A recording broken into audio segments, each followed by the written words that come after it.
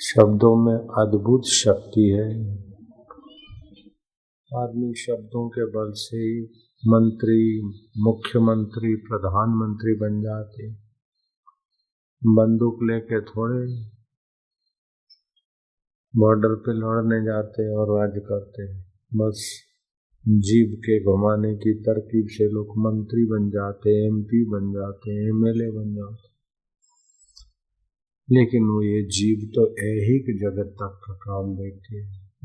इन शब्दों के पीछे अगर मंत्र है तो आध्यात्मिक जगत, तीन प्रकार की दुनिया होती है। एक तो इन आंखों से दिखती है, उसको हम स्थूल शरीर कहते, स्थूल जगत कहते। दूसरा दिव्य सृष्टि होती है और तीसरी तात्विक सृष्टि होती है। मंत्र व्यापक को दिव्य सृष्टि के साथ जोड़ देता है। वो आंखों से नहीं दिखती लेकिन संचालन उसी का चलता है। जैसे तुम्हारे मन का विचार आंखों से नहीं दिखता लेकिन तुम्हारा पूरा शरीर, तुम्हारी पूरी रेल, तुम्हारे पूरे जहाज, तुम्हारे पूरे कारें अंदर से ही संचालित होती है। बाहर से तो खाली हाथ हिलते, विचार तो अंदर ही होता है। सूक्ष्म सृष्टि का ऐसे ही स्थूल सृष्टि के पीछे सूक्ष्म सृष्टि, उसके गहराई में तात्विक सृष्टि है। तो मंत्र आदमी को सूक्ष्म जगत के साथ जोड़ देता है। जैसे रेडियो के, टीवी के तरंग है लेकिन यहाँ दिखते नहीं है। अब डालडा का डब्बा लेके बैठो थोड़ी देखेंगे। वो तो टीवी का चैनल नंबर फलाना फलाना, रेडियो का स्टेशन नंबर होगा तो वो तरंग तुम्हारे सामने समाचार के रूप में, नृत्य के रूप में प्रकट हो जाते। तो वे तरंग भी सूक्ष्म नहीं है, वो भी स्थूल जगत के हैं। उससे भी ज्यादा सूक्ष्म मांत्रिक शक्ति होती है। आदमी एक बार शब्द बोलता है तो 1 सेकंड में पृथ्वी का 7 बार चक्कर लगा देता है। वो मंत्र इतना सूक्ष्म होता है। इसलिए आप मंत्र यहाँ करते हो और सूर्य को अर्घ्य देते हो तो पहुँचता है। वैंकुट वाले का जप करते हो किसी का, तो शब्द तो अभी रेडियो स्टेशन वाले शब्द, टीवी विदेश की चैनल यहाँ फट फट होठ माइल रहे, यहाँ दिख रहा है, आवाज सुनाई पड़ता है। तो 1 सेकंड में आपका छोड़ा हुआ शब्द धरती के 7 परिक्रमाएं करता है। ऐसा कुछ विज्ञानियों का कहना है। कुछ का कहना है कि 1 सेकंड में 30,000 माइल हो जाता है। तो अमेरिका तो 10-12 हज़ार माइल, 30,000 माइल 1 सेकंड में शब्द की रफ्तार है। लेकिन वो शब्द आपका अगर मंत्र है तो सूक्ष्म सृष्टि से जुड़ता है। मंत्र के साथ अगर भगवान का नाम है तो भगवतीय सृष्टि का प्रभाव से भी आपके मन को जोड़ता है। लेकिन भगवान नाम के साथ साथ पहले वो मंत्र कईयों ने लिया हुआ हो, सिद्ध किया हुआ हो, जप किया हुआ हो, उसी मंत्र को जपते जपते ध्यानस्थ हुए हो तो वो मंत्र वातावरण में सिद्ध मंत्र होता है। और फिर उस किसी सदगुरु के द्वारा मिले तो उसको गुरु मंत्र बोलते हैं। गुरु मंत्र उसे बोलते हैं जो आपको लघु न रहने दे, जो आपको छोटा न रहने दे। छोटे आदमी वो होते कि जो रोज जरा जरा बात को याद करके दुख मनाते रहते। इसने ऐसा कह दिया, इसने ऐसा क्यों करा, उन्होंने ऐसा क्यों किया। वो तो दुनिया है, होता रहता है। तो छोटे आदमी मूर्ख वही होते हैं जो जरा जरा बात में ऐसा वैसा चिंतन करके दुख मनाते रहते।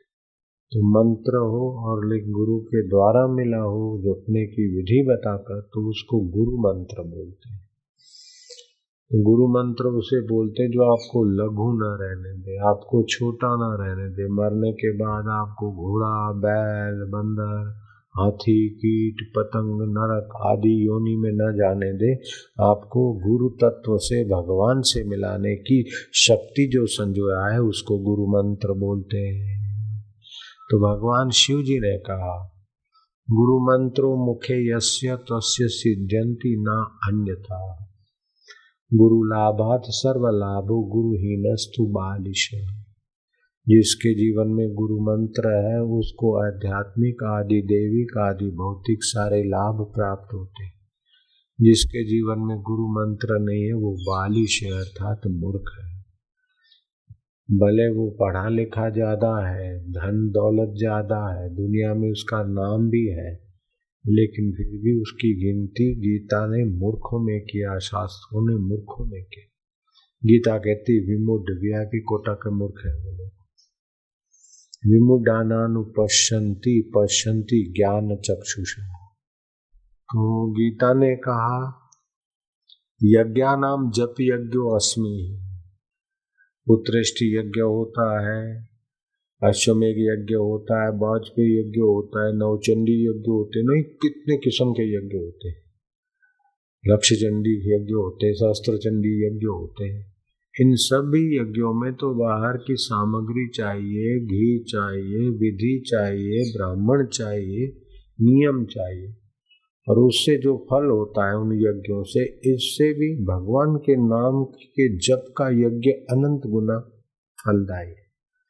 भागवत में आता है, आप बोलना अश्वमेघ सहस्त्राणि, अश्वमेघ सहस्त्राणि, वाजपे शतानि च, वाजपे शतानि च, शुकशास्त्र कथायाश्च, शुकशास्त्र कथायाश्च, कलानाहन्ति षोडशम्, कलानाहन्ति षोडशम्। 1000 अश्वमेघ यज्ञ बड़े होते हैं, नवचंडी सहस्त्र चंडी से अश्वमेघ यज्ञ बहुत बड़े होते हैं।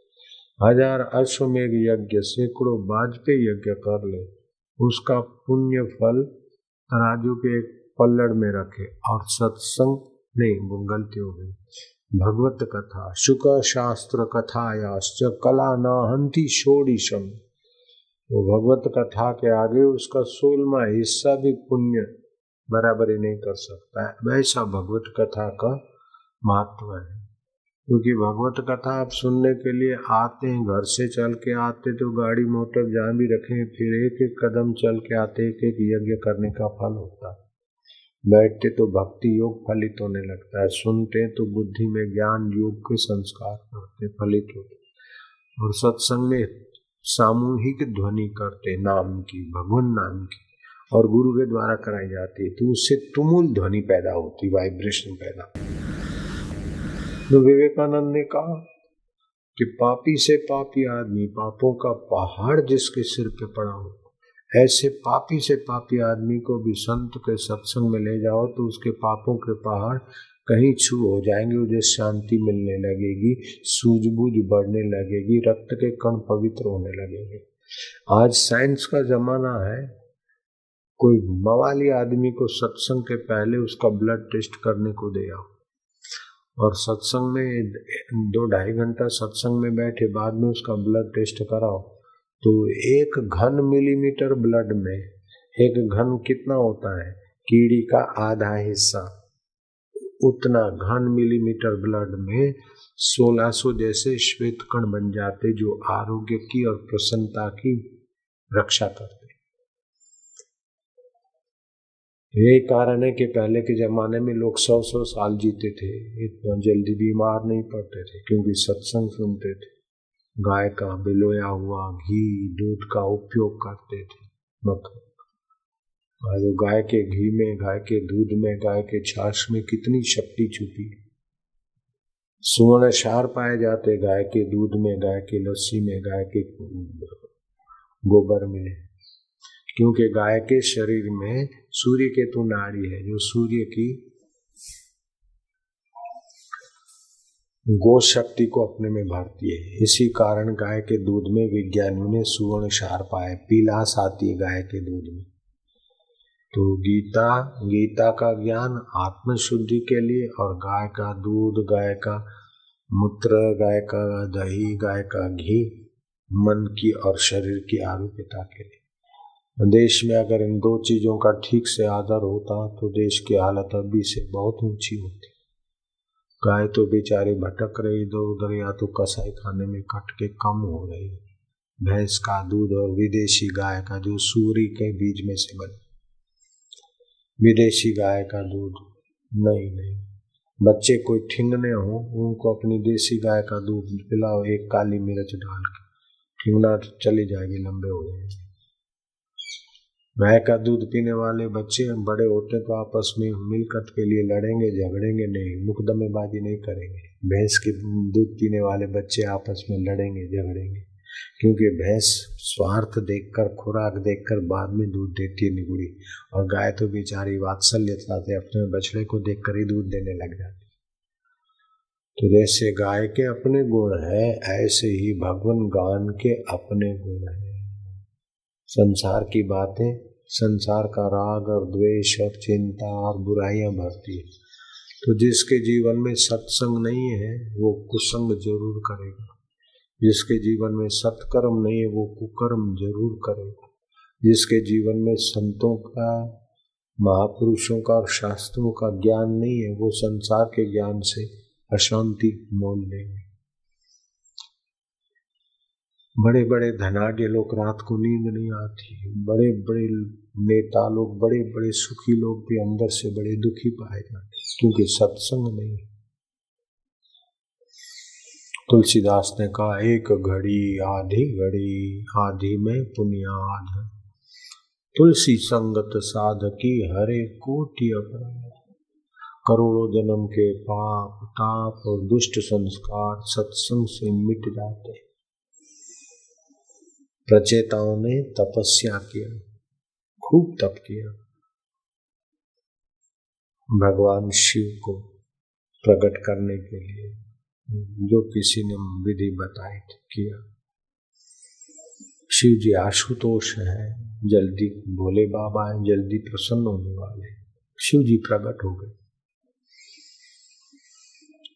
प्रचेता राजकुमार थे, राजपाट छोड़ के तुमने शिव जी का ध्यान किया, मैं तुम्हारे त्याग पर और तुम्हारी एकाग्रता और मंत्र पर मैं प्रसन्न। वरम ब्रुयात, वरदान मांगो। प्रचेताओं ने कहा कि प्रभु हम नर और नारी के अयन रूप जो नारायण है भगवान, हमको उनके दर्शन की भी लालसा है। आप कोई उपाय बताओ कि उनका दर्शन करने में हम सफल हो जाए। भगवान शिव जी ने उनको बताया कि तो ये वैष्णव संप्रदाय की साधना है। कार्तिक के महीने में जो लोग सुबह शीघ्र स्नान करते हैं वे आरोग्य को पाते और पुण्य को भी पाते हैं। ये कार्तिक महीना चल रहा है। कार्तिक के महीने में 13 को, 14 को और पूनम को, ये 3 दिन तो कैसा भी आदमी हो सुबह जब ध्यान करते करते स्नान करना चाहिए। नायाई नवा नौराता नायाई सारो मैनू कार कतन, जो सिंधी में गाई दियो हाल डी ऐसा क्या करे छा करे सारो मैनू कार कतन जो। तो ये कार्तिक मास का जैसे स्नान वैष्णव संप्रदाय में भक्तों की ओज को, पुण्य को बढ़ाता है, पाप नाश करता है, ऐसे ही नारायण नाम का जप और नारायण के समक्ष एक टक देखते देखते फिर नारायण का यहाँ ध्यान करो। और जप करने के पहले हम नारायण के दर्शन के लिए जप कर रहे हैं। आप जो जप करते हैं तो जिस निमित्त करते हैं उसका आपको उच्चारण करना चाहिए, संकल्प करना चाहिए। इसको बोलते हैं विनियोग करना चाहिए। तो प्रचेताओं ने विधिवत भगवान नारायण की उपासना चालू किया। अपना गाय का शुद्ध दूध मिल जाता है, एक टाइम फल खा लेते हैं। दूध और फल एक साथ खाने से आगे चल के बीमारियां होती है, टीबी की, दमे की और भी कई। दूध और फल साथ में नहीं लिया जाता। तो सुबह दूध लेते तो दोपहर को फल लेते, दोपहर को दूध लेना है तो सुबह फल ले लिया। ऐसे करके उन्होंने साधना की। तो सुपाच्य खुराक से नाड़ी शुद्धि हुई और जल्दी ध्यान लग गया। भगवान नारायण प्रकट हुए थोड़े ही महीनों में। तो भगवान नारायण प्रकट हुए तो बोले, तो वरम ब्रुयात, शिव जी के बताए हुए साधन के अनुसार तुमने ध्यान करके मुझे शीघ्र प्रसन्न कर लिया है, वरदान मांगो। तो राजकुमारों ने कहा कि प्रभु अब हमारा भला किसमें हमको पता नहीं। शिव जी के दर्शन हो गए, शांति मिली, अच्छा लगा, बड़ा मजा आया। तो शिव जी तो चले गए, अब आपके दर्शन हुए, मजा आया, अच्छा हो, लेकिन आप भी तो चले जाएंगे। तो जीव का किस में भला है? जैसे पत्नी भी थोड़े दिन रहती हो फिर वो भगवान को प्राप्त हो जाती है, पति भी थोड़े दिन मिलते चले जाते हैं, जवानी भी थोड़े दिन रहती है फिर चली जाती है, बचपन भी थोड़े दिन रहता है चला जाता है, तो सब चला जाने वाला है। तो प्रभु ऐसा कुछ दीजिए कि फिर हम ठन ठन पालना हो।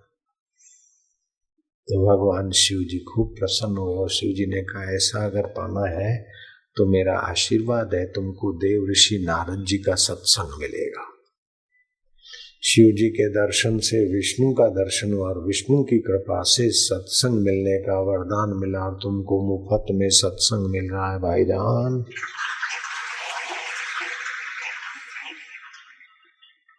सत्संग का मतलब है जो सत है, शरीर आपका सत नहीं है।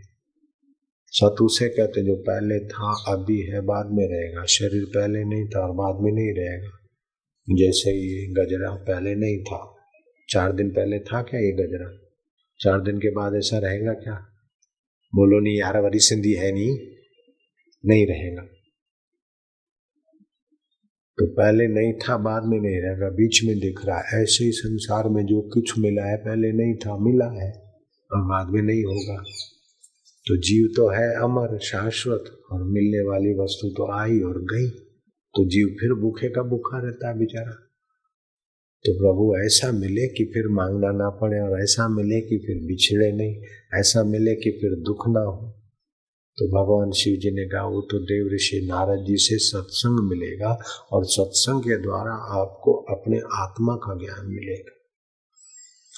ये शरीर नहीं था तभी भी तुम थे, बाल्यकाल था तभी भी तुम थे, किशोर अवस्था आई और चली गई तुम वही रहे, जवानी आई वो दिन याद करो, बैंड बाजे बज रहे थे, मुकुट बंधा था, यार बना है दूल्हा, फूल खिले हैं दिल के, मेरी भी शादी हो जाए दुआ करो सब,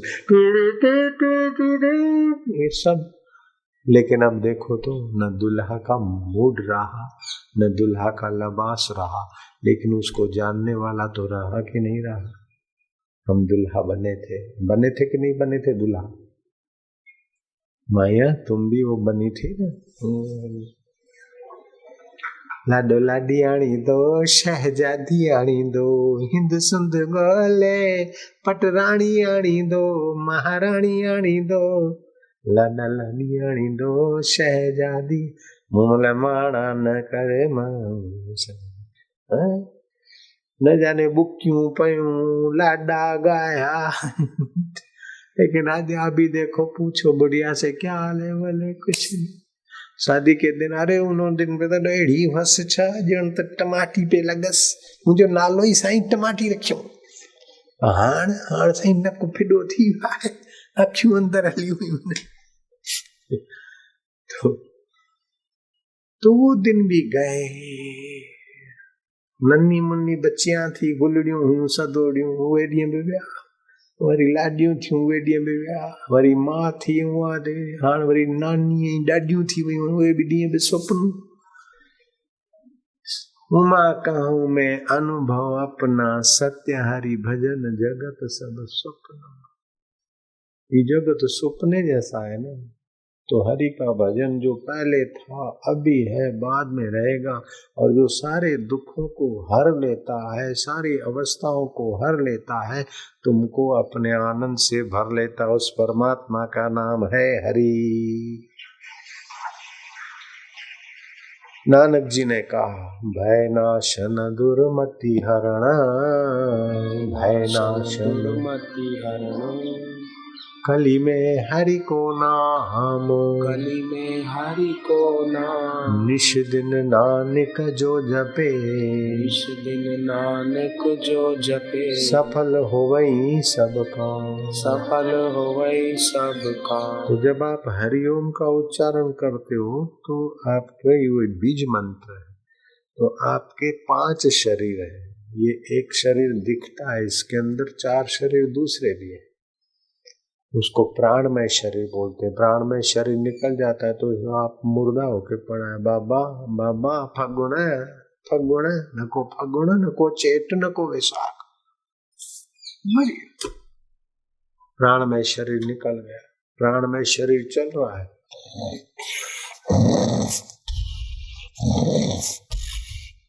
धोखनी चल रही है, प्राणमय मौजूद है, लेकिन मनोमय शरीर सो गया था। मुंह में रसगुल्ला डालो, उस समय मीठा नहीं लगेगा यार, लगेगा क्या? तो मानना पड़ेगा कि अन्नमय शरीर, स्थूल शरीर के अंदर प्राणमय शरीर है। प्राणमय शरीर निकल जाता है तो आदमी मुर्दा हो जाता है। प्राणमय शरीर काम कर रहा है, लेकिन मनोमय शरीर सो जाता है। अभी भी आपके साथ सांप सो जाए तो आपको पता नहीं चलेगा, और बापू जी आ जाए तो दर्शन का मजा नहीं आएगा। भले अखी फाटी पे जने डमे तने भी। मनोमय शरीर सो गया तो मुंह में रसगुल्ला डाल दो तो भी स्वाद नहीं आएगा। तो मनोमय शरीर, उसके अंदर है विज्ञानमय शरीर, उसके अंदर है आनंदमय शरीर, और उसके अंदर आप है मैं। कितने सूक्ष्म के मर जाते, चले जाते तो दिखते भी नहीं। डॉक्टर तंग हो गए, विज्ञानी जांच जांच के थक गए, माइक्रोस्कोप लेके मरने वाले आदमी के इर्द गिर्द, तब भी आज तक नहीं देखा। तो सूक्ष्मतम आत्मचेतना है। तो जब आप नाम लेते तो उस तक असर पहुंचती है। तो जो आत्मा है वही परमात्मा है। आपका आत्मा अमर है ना, शरीर मरता है नहीं, शरीर मरता है, ठीक है, शरीर बदलता है, आत्मा नहीं बदलता है। बचपन बदल गया, लेकिन उसको जानने वाला आत्मा वही का वही। जवानी बदल गई, शादी के दिन बदल गए, उसको जानने वाला वही का वही। ऐसे बुढ़ापा आया, मर गए, तो शरीर मर गया, लेकिन उसको जानने वाला वही का वही। तो आत्मा अमर है। तो ऐसे संसार पैदा होता है, संसार बदल जाता है, लेकिन परमात्मा वही का वही। तो आत्मा वही का वही, परमात्मा वही का वही, दोनों की एक जात हुई। आत्मा परमात्मा की एक ही जात हुई। और शरीर बदलता है और संसार भी बदलता है। जहाँ दरिया लहरा रहा था वहाँ फ्लैट खड़े, और जहाँ मकान थे वहाँ दरिया ने घेरा डाल दिया। कई टापू चट्ट हो गए, कई दरिया के किनारे मकान दरिया में डूब गए। जहाँ सड़कें थी वहाँ उजाड़ हो गया, जहाँ उजाड़े थे वहाँ हाईवे नेशनल हो गए। तो संसार में भी तो बदल रहा है। तो संसार भी बदलता है और शरीर भी बदलता है। ऐसे आत्मा नहीं बदलता और परमात्मा नहीं बदलता। तो आत्मा और परमात्मा की एक ही जात है, और शरीर और संसार की एक ही जात है। तो अब क्या करें कि शरीर बदलने वाला है, संसार भी बदलने वाला है, इसका सदुपयोग करो, सेवा जप ध्यान आदि। और आत्मा परमात्मा की प्रीति करो, ध्यान करो, उससे मुलाकात करके अपना बेड़ा पार कर लो। तो संसार के दुख भी मिट जाएंगे और आपका भगवत प्राप्ति भी हो जाएगी। तो इसीलिए क्या करोगे, सुबह उठो, शांत होके अपना ललाट पे जहाँ हमने तिलक लगाया, कोई भी सत्कर्म करने के पहले ललाट पे तिलक लगाने से वो सत्कर्म सफल होता है। ललाट पे तिलक लगाए बिना सत्कर्म किया हुआ इतना प्रभावशाली नहीं होता। तो बच्चों को, बच्चियों को भी सिखाओ और आप भी करो ललाट पे तिलक। तुमने देखा ना, हम आए तो पहला काम तिलक लगा दिया। ऐसा थोड़ी है कि भाई मैं कोई कुंवार हूँ और शादी कर रहा हूँ, कर रही हूँ और चलो तिलक करा, सुहाग करा, ऐसा तो नहीं है। माई तो कौन है भाई, चलो हाँ घोट तो अजय भाई श्रृंगार करें, लेकिन ये साधु का श्रृंगार है, सत्संग का श्रृंगार है।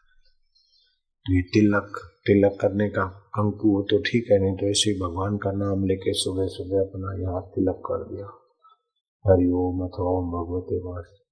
फिर दोनों हाथ मिला के घुटनों के बल बैठे और मत्था टेक के, जैसे ये घुटनों के बल बैठ गए, ये हाथ मिला दिए, फिर मत्था धरती पे पड़ा रहे। 3 मिनट आप पड़े रहो, आपके आत्मा की शक्ति फिर से घूम के दिख। ये ऐसे, ये तो आप कर सकते हैं। मत्था टेक कार्यक्रम है। हे भगवान, हम जैसे तैसे हैं तेरे, ओम शांति ओम शांति। ऐसे करके 3 मिनट आप पड़े रहो तो क्या होगा कि आपने जो रात्रि को खाया और रस बना, उसकी सारी ऊर्जा ओज इधर शिव नेत्र पे आएगी। इसको विज्ञानियों ने बोला पीनियल ग्रंथि, और अपन बोले शिव नेत्र, मंगलकारी दृष्टि, तीसरी आंख। तो बच्चे जो जरा जरा बात में माँ बाप से चिढ़ जाते हैं, जरा जरा बात में माँ बाप का अपमान कर लेते हैं, जरा जरा बात में भाग जाते हैं या सुसाइड कर लेते हैं, बच्चों से ऐसा पाप नहीं होगा, बच्चे बुद्धिमान होंगे। आप भी करोगे तो आप भी धैर्यवान होगे, जरा जरा बात में असमंजस में नहीं पड़ोगे, जरा जरा बात में आप चिढ़ नहीं जाओगे। आपकी धीरता, गंभीरता, बुद्धिमत्ता और शक्तियां विकसित होगी, आपका प्रभाव विकसित होगा। फिर नहा धो के गुरु मंत्र लिया है तो गुरु जी का मंत्र लेके वो मंत्र में जो बताया जाता है ऐसे विधि से प्राणायाम और ये वो थोड़ा मंत्र करके फिर आप दिन का व्यवहार करो तो आपका व्यवहार भी सुखदायी हो जाएगा। आप संसार में मजूरी करके मर जाने के लिए पैदा नहीं हुए, टेंशन में तनाव में खपने के लिए पैदा नहीं हुए।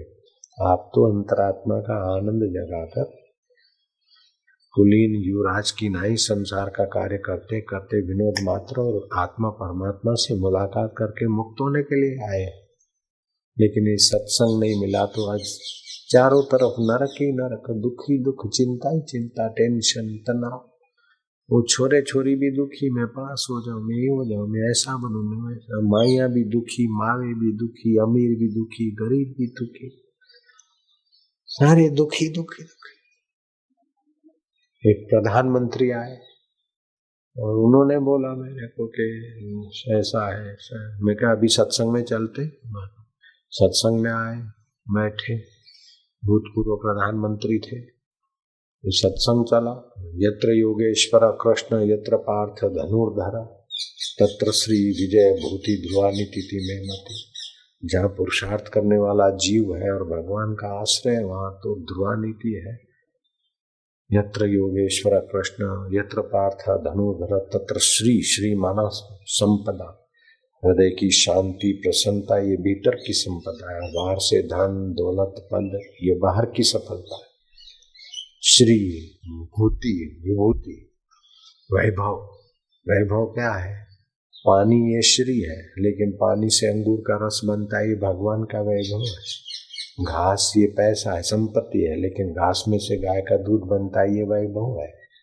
ऐसे ही रोटी थाली तुम्हारी 10 रुपए की संपत्ति है, लेकिन उसमें से खून बनता है, बाल बनते हैं, शरीर को पोषण मिलता है, ये आत्मा का वैभव है। तो जो जीवात्मा पुरुषार्थ करता है और भगवान का आश्रय लेता है तो उनका श्री, वैभव, ध्रुवानीति ये सब विकसित होते। ऐसे 1.25 घंटा सत्संग चला। फिर वो प्रधानमंत्री उद्धार करने को आए। मैंने कहा 2 वचन सुनाओ तो बड़ी बुद्धिमान। बोले भाइयों बहनों, मैं बापूजी का सत्संग पानीपत में सुना था, फिर मुझे उज्जैन जाने की इच्छा हुई थी, लेकिन कहते ने दाने दाने पर लिखा होता है खाने वाले का नाम। सत्संग में जाने के लिए भी कोई पुण्य चाहिए। मेरा पुण्य नहीं रहा होगा, इसलिए मैं उज्जैन के सत्संग में नहीं पहुंच पाया शिवरात्रि, लेकिन यहाँ आ गया। कोई अगले जन्म का, इस जन्म का तो मेरा पुण्य मैंने किया है मुझे याद नहीं, कोई अगले जन्म का पुण्य, इसलिए मैं यहाँ आ पाया।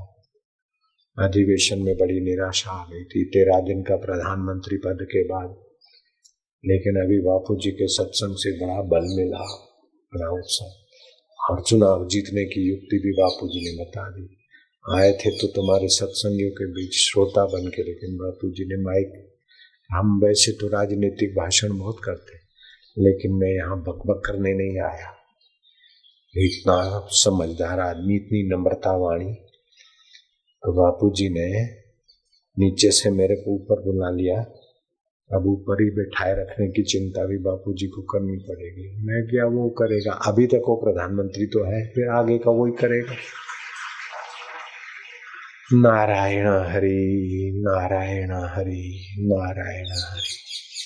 तो अपने जीवन में 3 बातें होनी चाहिए। एक तो भगवान में प्रीति, दूसरा कोई न कोई नियम, और तीसरा सत्संग।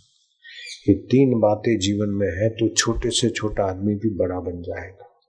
और ये 3 बातें नहीं तो बड़े से बड़ा आदमी भी आखिर मार के प्रेत होकर भटकता। Mussolini, Ibrahim Lincoln, president of America, white house में कभी कभी प्रेत होकर दिखाई देता है। तो 3 बातें होनी चाहिए। एक दासी थी, गरीब माई, दानगी पे काम करने वाले, उसका पति मर गया था, एक बच्चा छोड़ के गया था 4.5 साल। वो 5 साल का हुआ। उन दिनों में दासी को कहीं सत्संग हो रहा था तो सेवादारियों ने कहा कि हमारे तरफ से तुम सत्संग में झाड़ू बुआरी लगाना, तेरे रोज के पैसे हम दे देंगे। तो अपने बच्चे को कहाँ छोड़े, सत्संग में ले आए। अब बच्चा निर्दोष, सत्संग के कीर्तन से उसके वाइब्रेशन पवित्र हुए, फिर सत्संग की कहानियों से उसकी बुद्धि में हुआ कि भगवान प्यारे हैं, भगवान की भक्ति सार है। 1 दिन 2 दिन 3 दिन सत्संग सुनते सुनते जब सत्संग पूरा हुआ और महात्मा जाने लगे तो बच्चा रोकर बोलने लगा कि मैं तो तुम्हारे साथ चलूंगा। महाराज ने कहा बेटा तेरा पिता तो चला गया, माँ अकेली है। बोले मेरी माँ मेरे को रोकेगी, भजन नहीं करने देगी, मेरे को आप ले चलो। संतों ने कहा नहीं बेटा, तेरा नाम आज से हरिदास रखते, घर में भजन करना। तेरे को जो रोकेंगे या तो उनकी बुद्धि भगवान बदलेंगे या तो फिर उनका चोला ही बदल देंगे। तो माँ रोकती टोकती थी। गौशाला में गई, सांप ने काट लिया तो माँ तो मर गई। अब वो बालक गुरु ने दिया वो मंत्र जप रहे, भगवान अब मैं तो नहीं जानता हूँ, तुम सब कुछ जानते हो, भगवान मैं तेरा हूँ, बस भगवान को अपना मानो। तो अपना मान के भगवान को प्रार्थना करते तो भगवान सूझ बूझ देते। वो लड़का चलने लगा, चलता जाए, भूख लगे कहीं से रोटी पोटी कुछ फल फूल खा ले, चलता जाए। चलते चलते गंगा किनारे पहुंच गए। पीपल के पेड़ के नीचे आंखों मूंद के भगवान के नाम का गुरु का दिया हुआ मंत्र जपने लगा। वैसे ही पीपल के पेड़ के नीचे बैठने से हार्ट मजबूत होता है, पीपल को छूने से हृदय रोग में शांति मिलती है। कोई बुद्धू में बुद्धू हो, बुद्धू में बोंदा हो न बोंदा, वो भी पीपल को इतवार के सिवाय बाकी के दिन स्पर्श करे तो थोड़े दिन में बुद्धिमान होने लगेगा। किसी को दमे की बीमारी है तो पीपल के पत्ते छाया में सुखा दे, फिर कूट के कपड़ छान कर दे। आधा तोला सुबह आधा तोला शाम को, 6 ग्राम सुबह 6 ग्राम शाम को शहद से चाटे, 1 महीने के अंदर दमे का दम निकल जाए। 10-10 लाख की दवाइयां करते, अंग्रेजी दवाइयां, दमा नहीं जाता, इसी से चला जाता है। अब सत्संग में कितना करोड़ों रुपए का इलाज मिल गया। जयराम जी की कितना फायदा हो गया, 4 चांदनी मारने में बदला कितना बढ़िया मिलता है। वो बालक पीपल के पेड़ के नीचे बैठ जप करते करते प्रकाश देखा। हे भगवान मैं तुझे नहीं जानता, जन्म जन्म से भटक रहा हूँ, कितने जन्म की माता मेरे को छोड़ दिया, कितने जन्म के पिता छोड़ दिए, लेकिन मेरा आत्मा परमात्मा तो मुझे नहीं छोड़ते हो, तुम कैसे हो, कब मिलोगे। अंदर से आवाज आए, बेटा बड़ा खेद है, अभी तू मेरा बाहर से दर्शन नहीं कर सकता, जब चालू रखो, अगले जन्म में मैं तुझे अपना खास पुत्र बनाऊंगा, तेरा नाम देव ऋषि नारद पड़ेगा। देव ऋषि नारद का नाम सुना है तुमने? कहा तो एक दासी का पुत्र था, जाति छोटी, उम्र छोटी, बुद्धि छोटी, पढ़ाई छोटी, लेकिन जीवन में 3 तार मिल गए। एक तो सत्संग मिल गया, दूसरा संतों में श्रद्धा हो गई और तीसरा गुरु मंत्र मिल गया। मैं बोलता हूँ आप भी अपने जीवन में 3 चीजें ले लें बस। सच्चे संतों के प्रति श्रद्धा भक्ति हो जाए, उनका कभी कभी मिलन सत्संग हो जाए, जप हो जाए और भगवान को छोटे में छोटा आदमी महान बन जाएगा। और महान में महान आदमी है, अगर ये 3 चीजें नहीं है तो बिल्कुल छोटा बन जाएगा। अमेरिका में बड़ा सेठ था, कई मिलियन कमाए थे। मिलियन तो क्या होता है, 1 मिलियन 5 करोड़, कई मिलियन कमाए, लेकिन शांति नहीं। पैसा तो है, फर्नीचर लाया, ये लाया, फिर क्लबों में जाने लगा। क्लबों में नाचने वाली आई एक, उसकी धड़कने देखकर यूं घुमा, रेशम जैसे बाल, यूं हंसे तो होंठ, मोतियों की कतार लगे दांत, ऐसा उसको देख के लट्टू हो गया। वो नाचने वाली जब गई तो उसके पीछे गाड़ी दौड़ाई, उसके घर पहुंचा, बातचीत हुई, अपन मैरिज करेंगे, लव मैरिज करेंगे। 1-2 शादी तो पहले ही, अब तीसरी ला रहा है सुख के लिए। जब रात को शयन का खंड में सोने लगे, शादी तो होगी तब होगी कल, आज तो मेहमानबाजी है। तो माई ने क्या करा, वो अपना नर्तकी थी, उसने अपना वो नकली बालों का खोपा उतारा तो इतने इतने सफेद और काले बाल थे और वो चमकते हुए दांत, चौखट निकाली हीरो जैसी कतार। वो आदमी तो गाड़ी स्टार्ट किया, भागा सिर पे पैर रखे। तो इतना पैसे, इतनी बुद्धिमत्ता, फिर भी 100 रुपए के बालों से और 200 रुपए के दांतों से ही सुख लेगा। चले वो नकली हो असली भी हो तो बाल क्या होता है, दांत क्या होता है। आज के आदमी की बुद्धि ऐसी है कि जिन दांतों में मरे हुए बैक्टीरियाओं की बदबू पड़ी होती है, थूक से लिपटे हुए, वो दांत देखकर लट्टू हो गया, नाक देखकर लट्टू हो गया, बाल देखकर लट्टू हो गया, गाल देखकर लट्टू हो गया। ये क्या है? चमड़ा है, खून है, शरीर में मल है, मूत्र है, विष्ठा है। ऐसा शरीर भी प्यारा लगता है उस परमात्मा का सत्संग सुनकर। अपने दिल में गोता मार, तेरा बेड़ा पार हो जाए भैया। बस अड्डे पे, बस स्टैंड पे कॉलेज जाने के लिए 2 लड़कियां खड़ी थी। एक जरा देखने में ठीक ठाक थी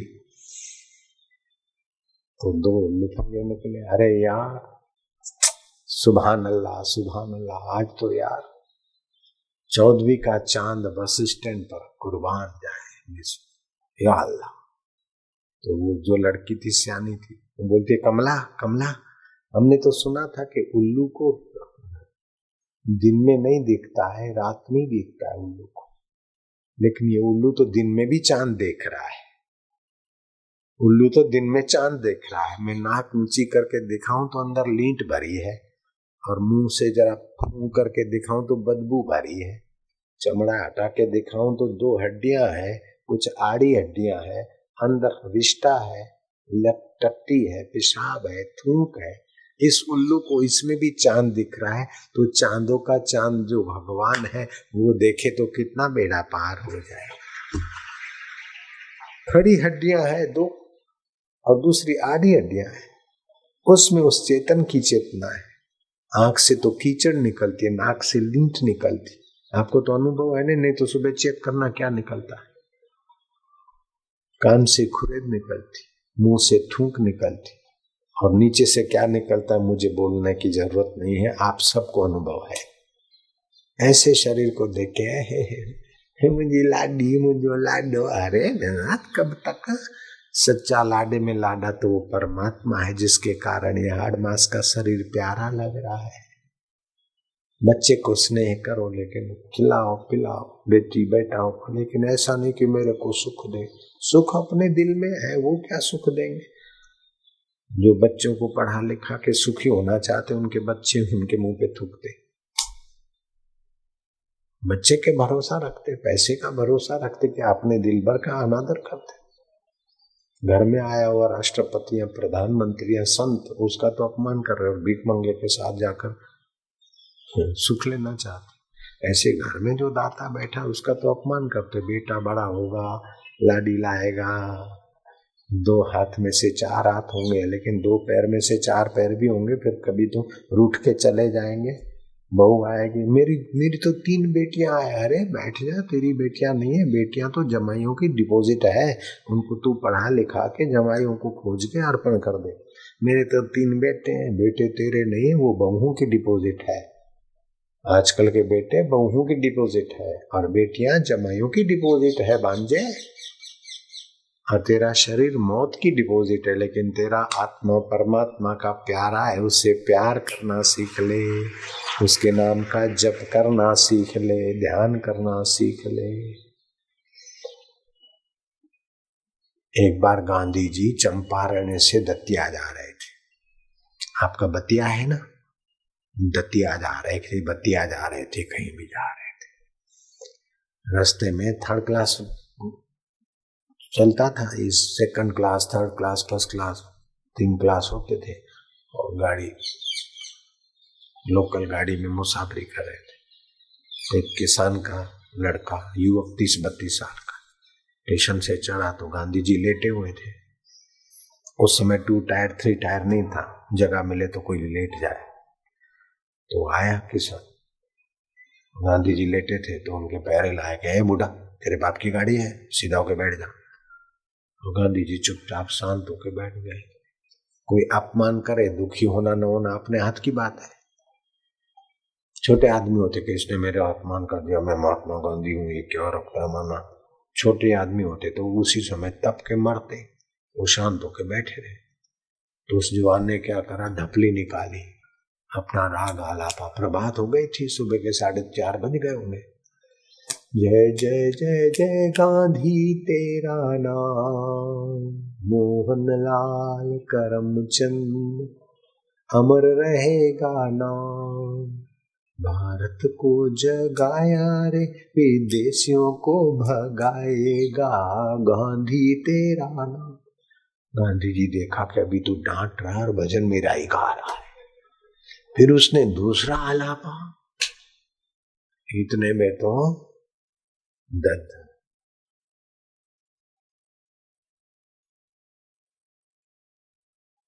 चंपारण से बतिया, बतिया तो आपका है ही है, बतिया है ना, दतिया है, बतिया हो जो भी हो, बतिया है। हाँ, तो गांधी जी बतिया ही तो आ रहे थे, चंपारण से बतिया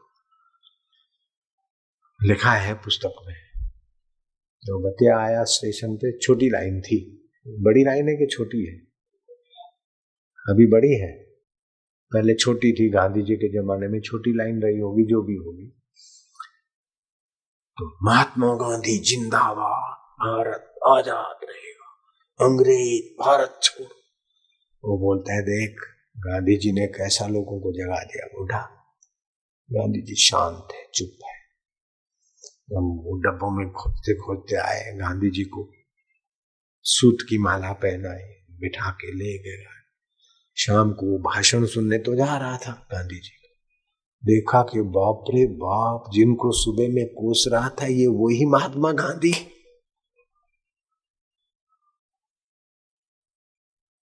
तो गांधी जी के निवास पे पहुंचा, बोले बापूजी मेरे को पता नहीं था आप ही थे, मेरे को माफ करना। बोले कोई बात नहीं, तुम और हम तो उसी सीट पे बैठे थे, 1-2 इंच दूरी थी, लेकिन तुम्हारा हमारा राम तो सदियों से साथ में, आज तक नहीं पहचाना, इसीलिए उसको भी कोस के दुखी हो रहे भाई।